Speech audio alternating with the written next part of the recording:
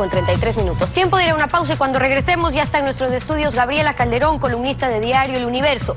El rol del Banco Central en un país que no emite moneda propia, sus funciones según la Constitución y las que está ejecutando. ¿Hay un cabo suelto?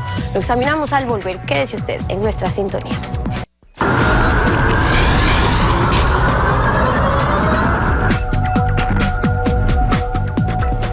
Dolarizado desde 1904, Panamá no tiene banco central y ha desarrollado uno de los centros financieros más importantes del hemisferio occidental. Gabriela Calderón, investigadora del Cato Institute con sede en Washington y columnista de Diario El Universo, es crítica de las funciones del Banco Central en un Ecuador dolarizado. Gabriela Calderón, buenos días, bienvenida a Contacto Directo. Buenos días, muchas gracias por la invitación. Sí, es muy distinto el papel de nuestro Banco Central. De hecho, nuestro Banco Central no merece el nombre o no es un Banco Central en el sentido moderno, pues no emite su propia moneda, no es un prestamista de última instancia, ni debería hacerlo si se espera que sigamos dolarizados. Pero ¿se necesita ser un paraíso fiscal para desarrollar un centro financiero como Panamá? No, en realidad, o sea, a ver, lo que pasa es que para que haya paraísos fiscales tiene que haber infiernos fiscales y es una cuestión de qué términos prefiere utilizar. Otras personas se refieren a estas jurisdicciones como refugios fiscales y yo creo que eso es más adecuado porque la gran mayoría de personas que utilizan estas jurisdicciones lo hacen luego de cumplir con todas sus obligaciones en sus países y ya es cuestión de cada uno la libertad de elegir dónde colocar el fruto de su trabajo bien habido y luego cumplir con todas las obligaciones y regulaciones en sus países.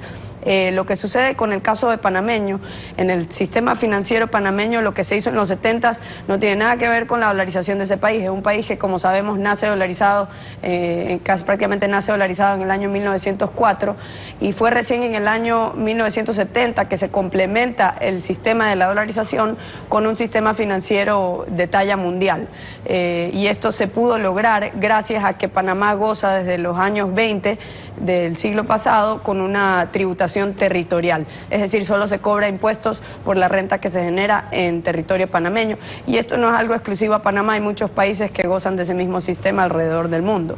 Ahora volvamos a nuestro Banco Central, que debe cumplir dos funciones básicas según uno tradicional, emisor de moneda y prestamista de última instancia. Estas funciones no las tiene pues el del Ecuador, según el artículo 303 de la Constitución, es un órgano de la función ejecutiva que ejecuta las políticas monetarias, crediticias, cambiarias y financieras formuladas por la función ejecutiva, es decir, que ni las formula. Pero en la práctica, ¿está el Banco Central en estos momentos cumpliendo funciones de emisor de moneda o prestamista de última instancia para el gobierno? No, yo creo que no le está haciendo exactamente en este momento. Lo que sí creo que estamos aprendiendo es que no solo que no es necesario tener un banco central en dolarización, sino que incluso es sumamente peligroso para la estabilidad del sistema financiero. Lo que el Banco Central está haciendo, que es comportarse como un banco comercial de encaje fraccional, con recursos que no le pertenecen, que tienen dueños y que a estas alturas, a este momento, no tiene total cobertura para esos pasivos exigibles del Banco Central que deben de estar disponibles en cualquier momento, es algo sumamente irresponsable que en mi opinión no pone en riesgo la dolarización porque en cualquier momento las personas pueden perder confianza en las autoridades, incluso pueden perder confianza en su banco, en los bancos privados en general, pero es muy difícil que los ecuatorianos pierdan confianza en una moneda que eligieron libremente incluso antes de que se dolarizara formalmente en el año 2000. Sucede que mucha gente, es la historia peor contada, la historia de la dolarización, porque el país se dolarizó de abajo hacia arriba, no fue algo impuesto. La gente se empezó a dolarizar rechazando en masa al sucre. Y es lo mismo que ocurriría si en algún momento el Banco Central decidiera ejercer una de esas prerrogativas en el artículo 303 de la Constitución o implementar en su totalidad el Código Orgánico Monetario y Financiero del 2014. Ahora, precisamente, que solo se puede implementar completamente con emisión monetaria. El Código Orgánico Monetario y Financiero del Banco, según el Código Orgánico Monetario y Financiero, el Banco Central ejecuta las resoluciones de Junta Monetaria sobre excedentes de liquidez que se conforman con depósitos de gobiernos autónomos en un 25%, entes estatales no financieros en un 22%, Tesoro Nacional 21%, otras entidades del gobierno 16% y fondos de seguridad social 15%. Y al 26 de abril, según reportaba Cordes,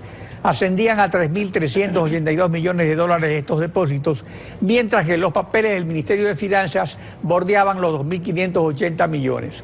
O sea, técnicamente, esta conversión de depósitos a papeles convierte a estos en créditos de última instancia para el gobierno. Bueno, es algo que arriesga la estabilidad del sistema financiero porque son recursos que deberían estar líquidos y disponibles de forma inmediata en cualquier momento, no cuando le parezca bien al gobierno. Y eso de exceso de liquidez es una cuestión sumamente discutible.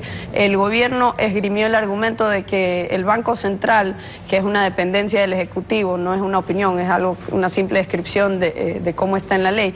El gobierno, a través del Banco Central, decide supuestamente cómo vigilar por la liquidez del sistema financiero mejor que lo había venido haciendo la banca privada. Pero ahora lo que vemos es que desde el año 2014 y viene una práctica que se ha continuado hasta el presente y que se ha ido incrementando, y esa práctica es que el Banco Central parece estar más preocupado de atender las necesidades de liquidez del gobierno fiscal, incluso arriesgando la liquidez y la estabilidad del sistema financiero. Eso es sumamente peligroso y todo lo que esto nos lleva, yo espero, a que eventualmente quizás un próximo gobierno termine de una vez por todas de cerrar el Banco Central, pues no nos sirve para nada, y esta existencia permanente lo que hace es ser como un fantasma permanente de que quizás volvemos a tener moneda propia, porque hay un organismo que parece tener nostalgia de eso, que no solo tiene el poder de volver a eso en la Constitución, sino que también adquirió nuevos poderes para volver a eso en el Código Orgánico Monetario y Financiero. Y esto aquí, aunque uno no lo crea, ejerce también presión al alza sobre las tasas de interés, porque hay esa probabilidad, esa desconfianza de que se vuelva a eso. Ahora, yo creo que es muy difícil volver a eso. Dinero electrónico, ¿se convierte el Banco Central en una especie de instituto emisor? Bueno, hay unas preguntas que debería contestarnos autoridades del Banco Central y el gobierno, y esa es que, por ejemplo, en el Código Orgánico Monetario y Financiero no se llama dinero electrónico, se llama moneda electrónica. Y se llama, se describe esta moneda electrónica como de emisión privativa del Banco Central del Ecuador. Exactamente, por eso le preguntaba, tal como está definido, prácticamente es como si fuera una emisión.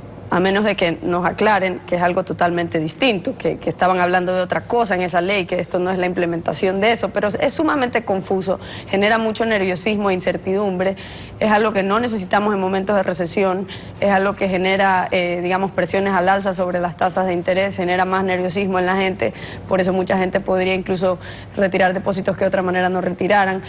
Todo este tipo de cosas generan un ambiente que no es sano para el sistema financiero. ¿Pero de qué manera sana podría el Banco Central, digamos, disponer o asignar los excedentes de liquidez? Porque lo que hemos visto es que los asigna para el gobierno, digamos, son excedentes de otros sectores de economía que se lo traspasa al gobierno. ¿De qué forma podría ser esto más eficiente o más útil para la sociedad, para la economía nacional? Le explico una cosa, hay una gran confusión y en amplios sectores de las tiendas políticas, digamos, esto va de izquierda a derecha, acerca del papel de las reservas internacionales en una economía dolarizada.